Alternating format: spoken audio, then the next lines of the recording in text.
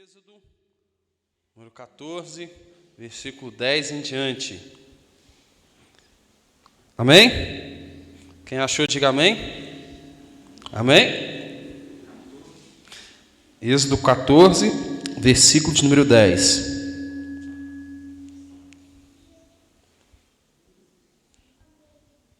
Amém? Diz assim: E chegando Faraó, os filhos de Israel levantaram seus olhos, e eis que os egípcios vinham atrás deles, e temeram muito. Então os filhos de Israel clamaram ao Senhor. Disseram a Moisés: Não havia sepulcro no Egito para nos tirar de lá, para que morramos aqui neste deserto? Por que nos fizeste isto, que nos tem tirado do Egito? Não é esta a palavra que temos falado no Egito, dizendo: Deixe-nos aqui servindo os egípcios? Pois que é melhor nos formos servirmos os egípcios do que morrer neste deserto. Moisés, porém, disse ao povo: Não temais, estai quietos, e vede o livramento do Senhor que hoje vos fará, porque aos egípcios que hoje vistes, nunca mais vereis para sempre. O Senhor pelejará por vós, e vos calareis. Então disse o Senhor a Moisés: Por que clamas a mim? Diz aos filhos de Israel que? Diz ao povo de Israel que? Amém. Feche seus olhos. Querido Deus, querido Pai, graças te damos nessa noite, Senhor. Nós sabemos que o Senhor é o único Deus que é capaz de descortinar os nossos olhos nessa noite e trazer o entendimento da Tua palavra para a nossa vida. E nós sabemos que quando a Tua palavra ela se torna revelada em nossa vida, ela traz, Senhor, o efeito. E o efeito dela, Senhor, é perfeito. O efeito dela nos faz nos tornarmos mais parecidos com Cristo Jesus. E é isso que queremos nessa noite, Senhor. Então fale conosco, age, Senhor, com Tuas mãos poderosas, age com Teu poder sobre nossas vidas, trazendo transformação na nossa vida, Pai. É isso que te pedimos nessa noite, em nome do Teu Filho amado, Cristo Jesus. Amém, amém, amém. Tome seu assento, meus amados irmãos, sinta-se à vontade. Meus amados irmãos, hoje eu quero falar um pouco sobre algo que aconteceu há milhares de anos atrás, vamos dizer assim, né? Alguns mil anos atrás, vamos dizer assim, né? E ainda continua acontecendo nos nossos dias de hoje. Então, quando a gente vai voltar à história no Egito, a gente vai ver que os filhos de Deus, os filhos de Deus não, o povo de Deus, naquele período eles ainda não eram considerados filhos de Deus, mas sim povo de Deus. O povo de Deus, eles foram conduzidos para o Egito com o propósito deles ficarem lá por 400 anos escravizados e depois a mão forte do Senhor, a mão poderosa do Senhor, poder retirar aquele povo dali para trazer um marco em uma geração. Então, não vou voltar a história lá atrás, que os irmãos já conhecem a história. Mas a gente vai ver, então, que depois de José, o povo vai para o Egito através da busca de alimento, e ali eles acabam morando no Egito. Depois os anos vão se passando, e eles vão ficar ali por aproximadamente 430 anos no Egito. Repete comigo, 430 anos. Quando a gente faz um estudo, a gente vai ver que uma geração, geralmente, se calcula 80 anos. Então, se eles ficaram 430 anos, a gente pode dizer que eles ficaram lá 5 gerações e meia.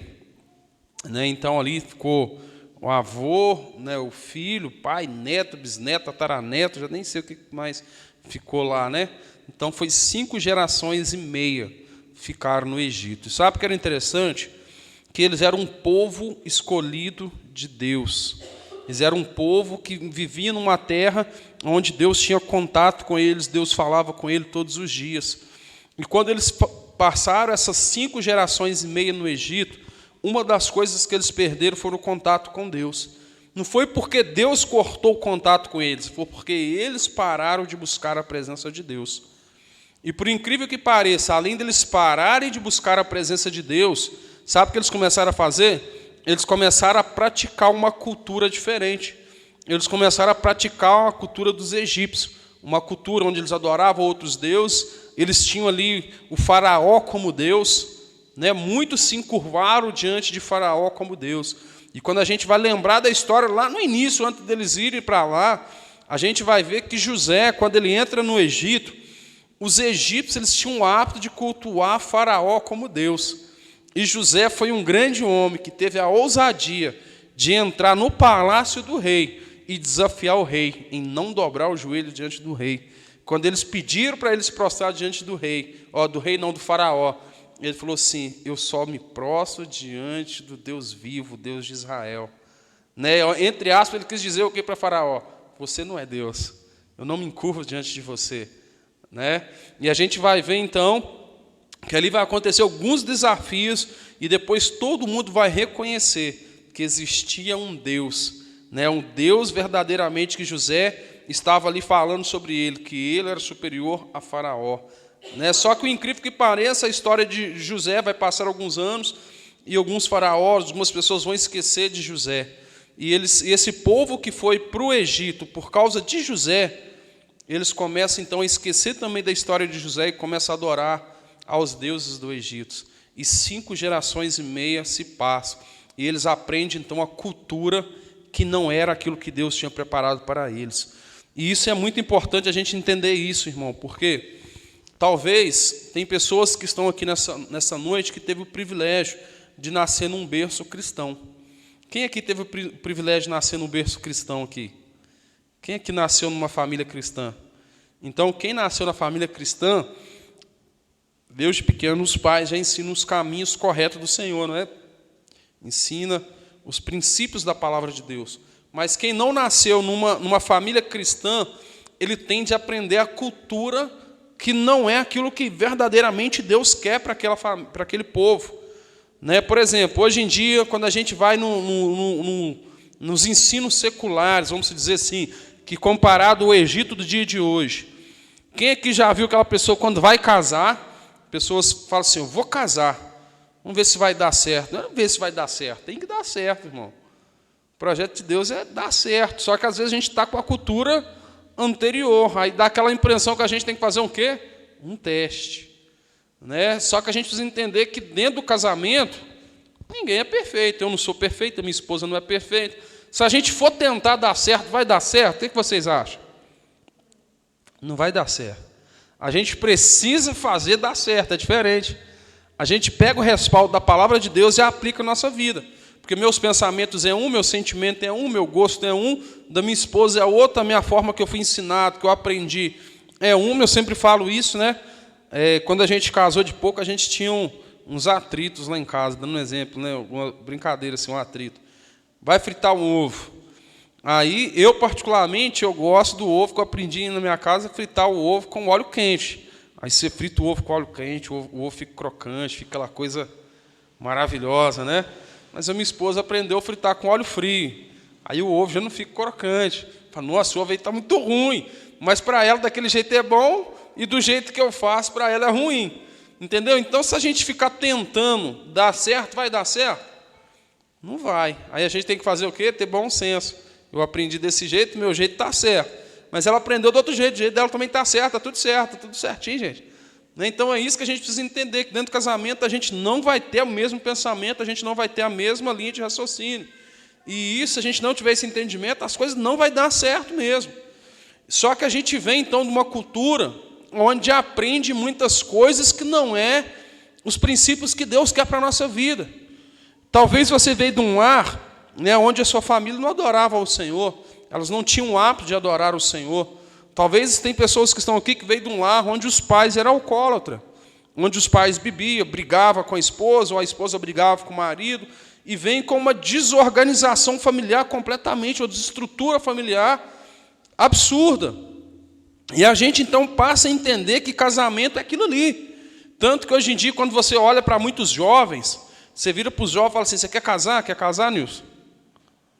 Nilson quer casar, mas a maioria fala: ó. Aí, por que a maioria dos jovens não quer casar? Porque eles têm referência de casamento quem? Seus pais. Aí o jovem olha para o pai e a mãe, briga todo dia. Ou o marido, o pai sai do trabalho, está no bar, chega em casa tonto, briga com a esposa briga com o marido também, porque o marido está no bar, né? Chega em casa tarde, ou então aquele lar onde o marido, não estou aqui jogando farinha no vento, não, tá, irmãos? Mas eu tenho que falar aquilo que eu senti no coração de falar. Às vezes está em casa, aquele marido que não tem um controle financeiro, aí vai lá, não compra as coisas direito para dentro de casa, a esposa passa necessidade, os filhos passam necessidade dentro de casa, né? Ou então um lar onde o próprio filho é espancado pelos pais, ou vê os irmãos sendo espancados diariamente, aí a pessoa tem a referência de casamento, o quê? Aquilo ali que ele está vivenciando. Aí quando você pergunta para ele, quer casar, o que você acha que ele vai falar? Você está maluco, rapaz, que saber de casamento? Casamento isso aqui que é casamento, eu não quero para a minha vida. E não só isso, mas uma série de coisas. A gente aprendeu uma série de coisas, né? Às vezes nós aprendemos o quê? Ser muito consumista, aprendemos não ter controle das coisas dentro da nossa casa, aprendemos não abraçar os nossos filhos, aprendemos não ter relacionamento, conversar, ter diálogo. Então, uma série de coisas que a gente aprendeu do Egito, vamos dizer assim, a gente aprendeu lá atrás no Egito. E isso é o que acontece nessa vida. Quando a gente, então, traz para a nossa vida no dia de hoje, a gente começa a ter problemas. E a gente, então, precisa ter o entendimento que algumas coisas na nossa vida precisam mudar. A gente precisa entender que algumas coisas na nossa vida não estão alinhadas com a palavra de Deus. E tem pessoas que falam assim ainda, ó, eu nasci assim, eu cresci assim, eu vou morrer assim. Não está errado. Você não nasceu assim. Você aprendeu a ser assim. Né? Nós aprendemos a ser assim, nós não nascemos assim.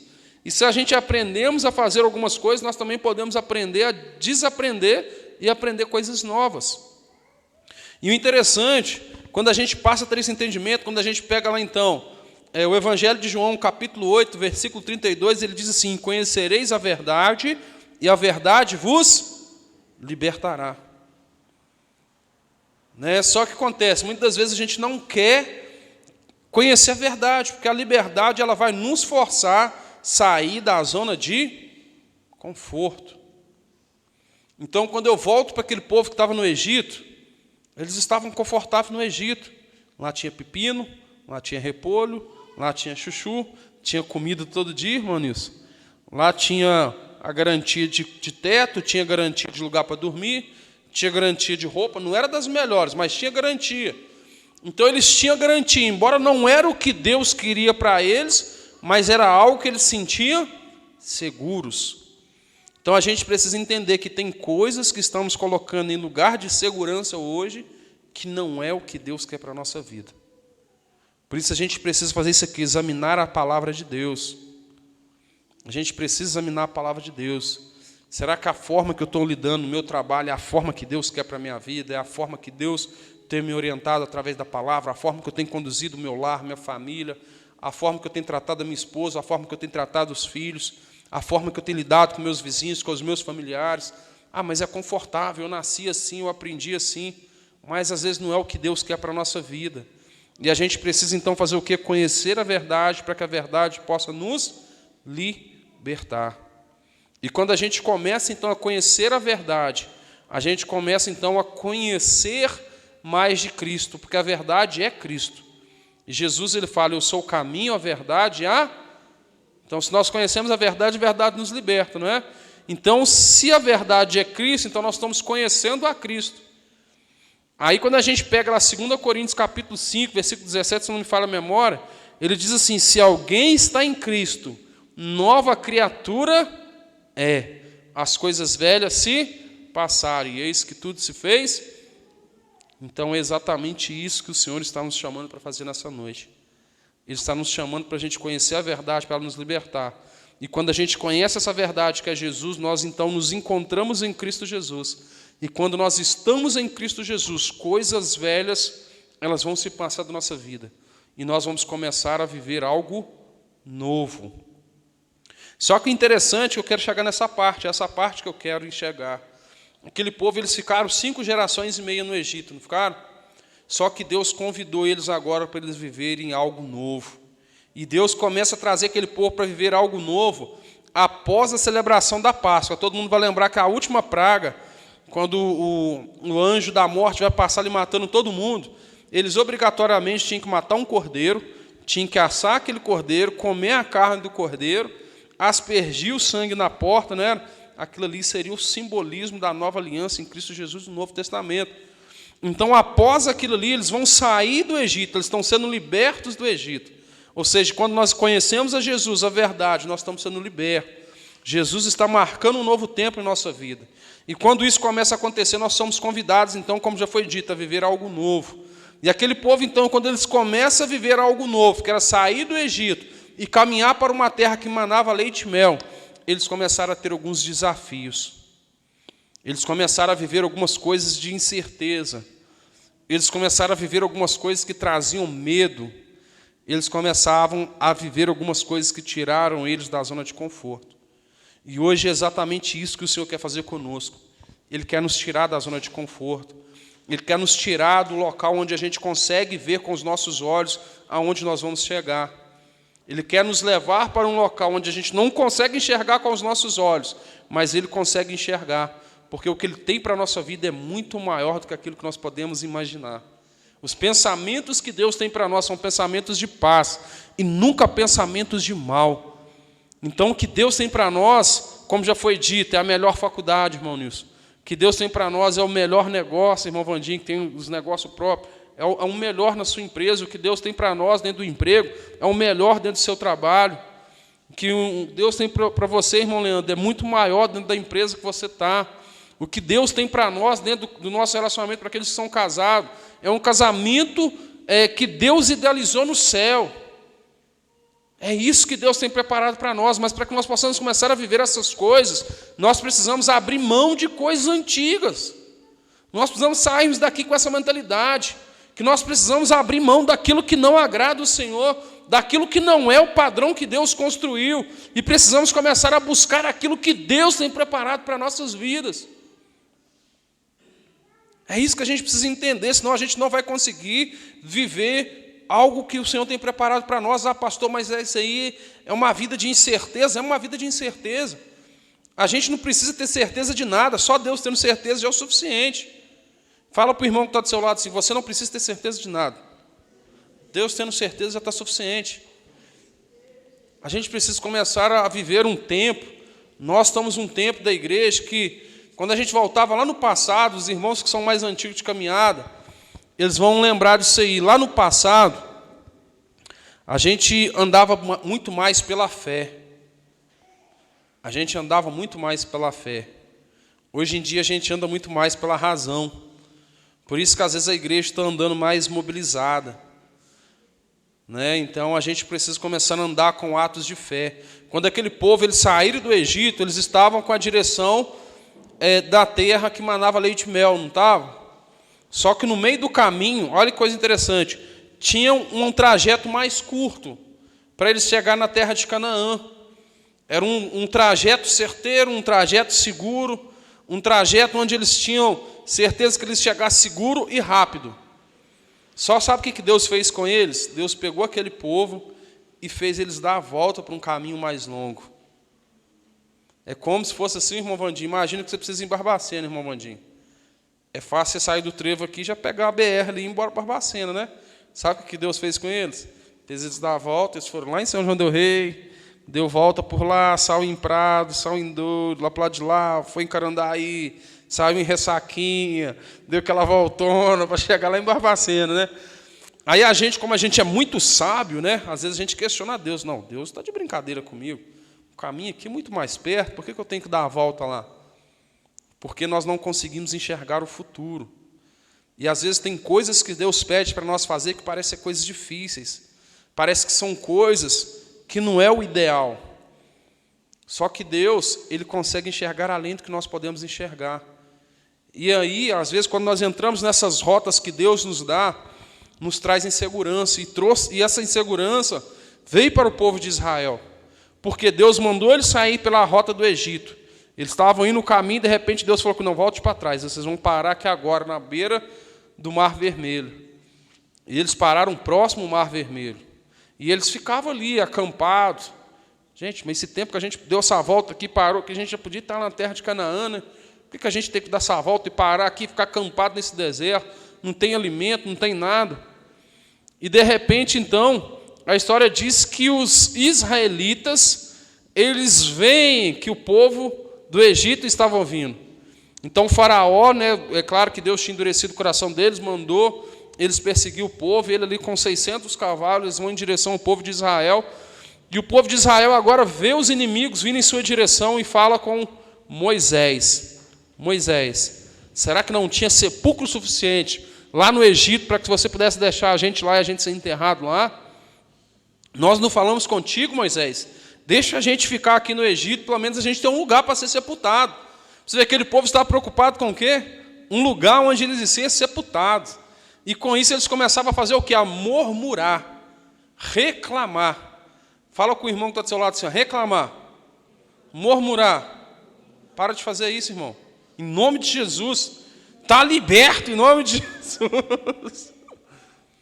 Às vezes tem situações que Deus nos coloca, irmãos, que a gente não entende. A gente não compreende, o caminho é mais árduo, é mais difícil. A gente tem que pegar sol, chuva, calor, frio do deserto. E a gente começa a fazer o quê? Reclamar, murmurar. Como se isso fosse solução dos problemas.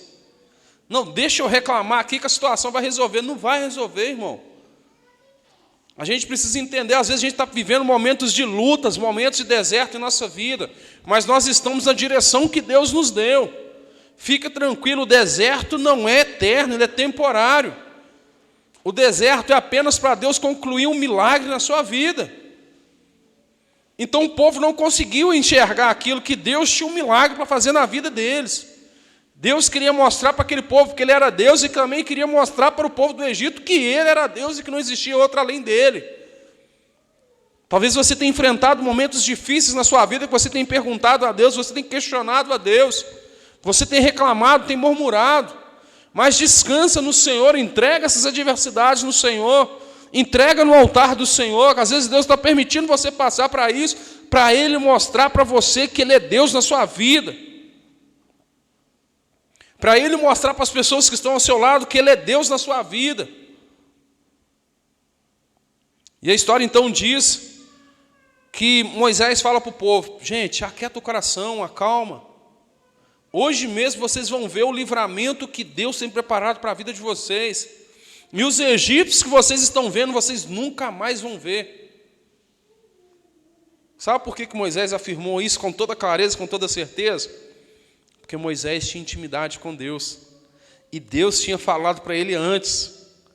Deus tinha tido um diálogo com Moisés. Falou, Moisés, você vai trazer o povo para trás, eles vão acampar aqui.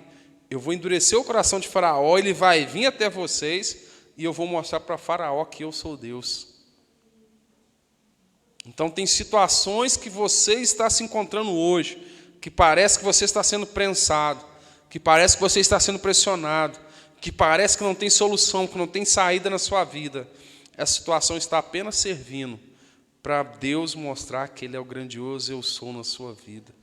Então descansa, não desespera, aquieta, busca seu relacionamento com o Senhor para que você possa ter o entendimento, o discernimento como Moisés, e não como o povo, de reclamar, de murmurar. Os projetos de Deus são muito maiores que os nossos projetos. Os projetos de Deus, aquilo que o ser humano vai descobrir, aquilo que a ciência vai descobrir daqui a 100 anos, Deus já conhecia antes mesmo dele formar tudo. Sabe aquela tecnologia que vai vir aí? Eu ouvi dizer que tem um Elon Musk, não é? O Elon Musk, né? Diz que ele vai criar um telefone aí que vai revolucionar. Já ouviu falar, Pedro? Diz que ele vai vir para desbancar o iPhone. O iPhone vai ficar no chinelo. Diz que ele vai ter uma tecnologia violenta, que ele vai controlar tudo. Carro, ele controla tudo no telefone. Ouviu falar já, Leandro? Diz que ele vai ser sinistro. Vai pôr o iPhone, que hoje é considerado o melhor telefone, no chinelo. E sem contar que vai ter a satélite, não sei na onde, ir para uns outros planetas, é coisa sinistra. Né? Eles estão tentando descobrir isso aí. Deus já sabia de tudo isso aí há milhões de anos atrás. Quando eles olham assim e falam assim, nossa, eles descobriram algo novo, esse cara é muito inteligente. Aí Deus olha e fala assim, vocês estão muito atrasados. Nossa, hoje que vocês descobriram isso? Já sabia isso aí milhões e milhões e milhões de anos. Né? Então a gente precisa aprender a fazer o quê? Confiar no Senhor. Descansar no Senhor. Ah, pastor, mas eu tenho certeza, eu não sei se isso vai dar certo. Meu irmão, minha irmã, se Deus mandou ir, vá. Não fica preocupado se vai ou não vai. Se Deus está na frente, vai dar e pronto, vai dar certo. Não tem como dar errado. Aonde Deus está, não tem como dar errado. Fala para o irmão que está do seu lado, da onde Deus está, é impossível dar errado. Não tem como dar errado. É 100% garantido que vai dar certo. Se o seu casamento estiver no Senhor, é 100% garantido que vai dar certo. Se a sua vida estiver no Senhor, é 100% que vai dar certo, que você vai morar com o Senhor. Se você está criando seus filhos no Senhor, é 100% certo que eles vão ser os futuros profetas que vão marcar a geração. Se o seu emprego está no Senhor, é 100% certo que você vai crescer, que você vai evoluir. Se a sua empresa está no Senhor, é 100% certo que você vai conseguir abrir portas de emprego para abençoar novas pessoas. Se a sua vida espiritual está no Senhor, ainda que os vendavais vão vir, é 100% certo que nos momentos de adversidades você vai permanecer inabalável, porque o Senhor é contigo. Então a gente precisa entender isso de uma vez por todas. E outra coisa interessante, Deus então vê que o povo está clamando. Ele vê então que Moisés está ali tendo um diálogo com o povo. Deus então dá uma resposta bem simples para Moisés. Por que tu clamas a mim, Moisés? Diga ao povo de Israel que marche. Sabe o que Deus está falando? Gente, pelo amor que vocês têm em mim, deixa o medo de lado. Pelo amor que vocês têm em mim, larga a incerteza de lado. Se eu mandei vocês ir no caminho, marche, avance, ande para frente, caminhe na direção que eu estou dando.